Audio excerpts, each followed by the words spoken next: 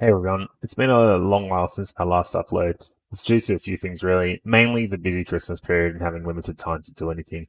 Being unsure of what to do or even where to start on the car. I mean, there's so many things that I want to do, and they sort of like weigh up as what's important and what's just like cosmetic and fun. So just getting started on stuff or not even knowing where to start was a bit of a challenge.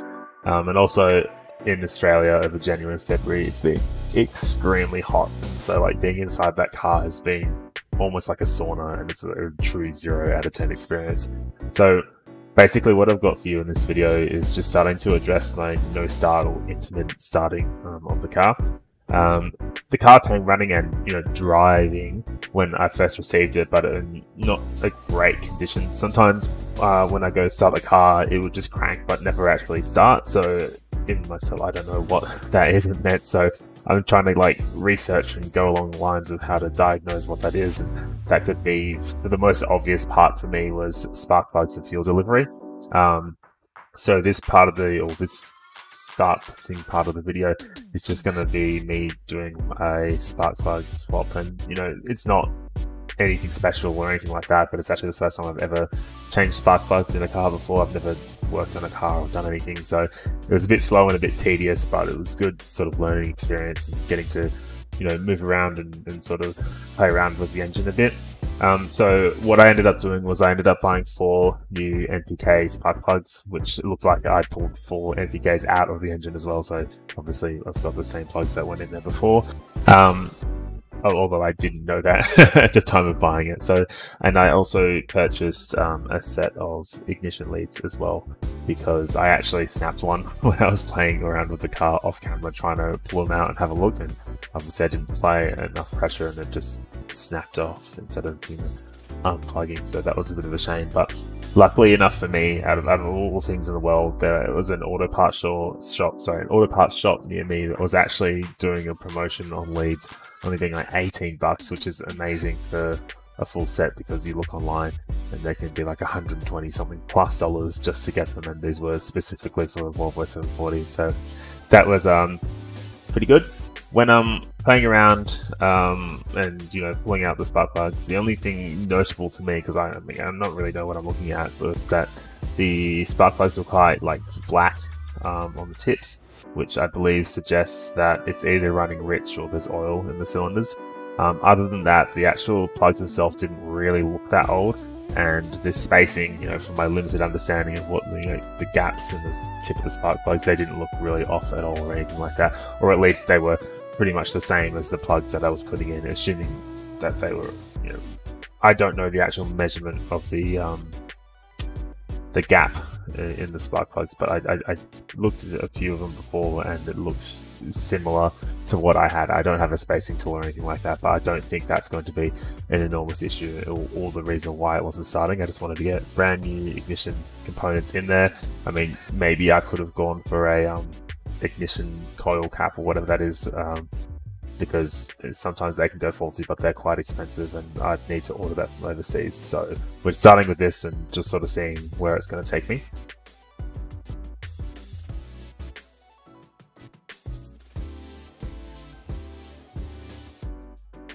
The only thing I really struggled with in this whole process was just getting the cable from the ignition coil through to the ignition cap. There wasn't a great deal of space behind the ignition cap, and I didn't remove it or loosen it or anything like that. I just left it where it was because I felt it was just easier that way. So getting that one from the coil to the back of the cap was a bit of a pain, sort of just jamming it in there until I managed to just slip it on and put it in. So other than that, putting that one on, and then I just threw the battery back in to try and start it up, and fingers crossed, hopefully it ran, which, spoilers, which you're about to see in a couple of seconds anyway, it hasn't, but I'll show you what that sounds like now.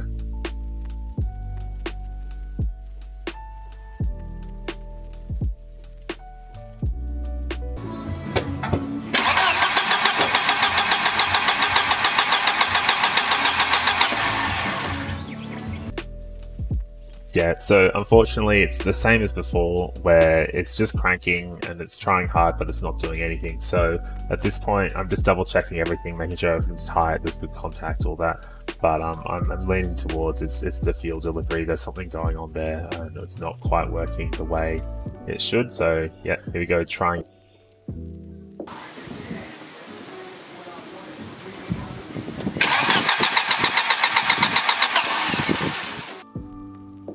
So I did see a bunch of weird things, like I put the brake down while there's no key in the car, and that light would come up. I don't know if that should happen or if that's relevant, but this is me in my real MacGyver mode trying to look things into it. Either way, this was late night, the same night or later on, and I'm playing around with the car and I found a little switch in the glove box. Oh, what the hell is this? Where did this come from? I flick it, and surprisingly enough, the car started up. I was like, wow, what's going on there? And then I sort of, put two and two together and realized this is actually a kill switch, or just an ignition, a manual ignition switch. So in this video, it's late at night. I'm really stoked that I found this round. I didn't know it was even there. And I flick it on, and then all of a sudden the car starts off, it fires off, and it's working like normal again. I was so stoked.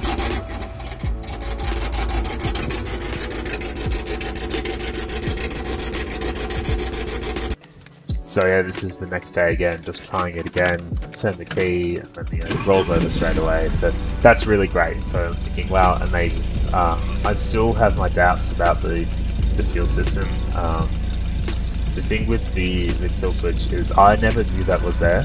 I've never even seen it before the middle of the night when I did find it there. But the problem is I've actually had the car on and running before. So I'm not sure if something has moved in the glove box, if I've accidentally knocked it or whatever it may have been. But clearly it was in the off position, so it wasn't providing ignition to the spark plugs, getting that car started. And it was working at some point, or it being knocked or something like that. So that's the only part I'm confused about. I did have some more issues which I didn't capture on camera, because getting the camera out and recording, it's a bit of a pain, it's a bit of a hassle, and sometimes I just get stuck in the zone and I just carry on and I start looking into things, and I realize, oh my god, I haven't recorded anything for the past 30 minutes to an hour. After knowing which way is off and on, I left it in on, and I still had some start issues after the fact. When I throw my key in the car, I don't really hear the fuel pump timing, and I can't explain then why it does turn on and then it doesn't turn on sometimes. I'm wondering if maybe the fuel injectors are clogged up and they're not giving enough fuel to the engine, so that's just not allowing it to start, and then when it eventually builds up enough, it does. So I think my next course of action, when I have some time to look into the ignition again, is I'm going to crack open some of the fuel lines, put like a cup under it or something like that, turn the car on, see what happens, like if there's good pressure coming out. But just listening, I can't really hear anything, so I'm a bit concerned that it's either the in-tank or under-car fuel pump which is playing up there. I did have an issue for a while where it just wouldn't send any fuel up to the front of the car, I believe, and I ended up stripping, and you'll see this in the next couple of videos, stripping out the car interior, and I managed to play around. I stripped the car interior for a few reasons, but it was also one of the reasons was to get to all the fuses and whatnot as well, because I wanted to pull out the fuse and have a look at it and see what the sort of contact points were like and if it was damaged or anything like that. But actually pulling out the fuel injector module, and then putting it back in, it just seemed to come alive again. Again, still can't hear any noise coming from it, but it sort of managed to kick it back into gear, so I was pretty happy with that.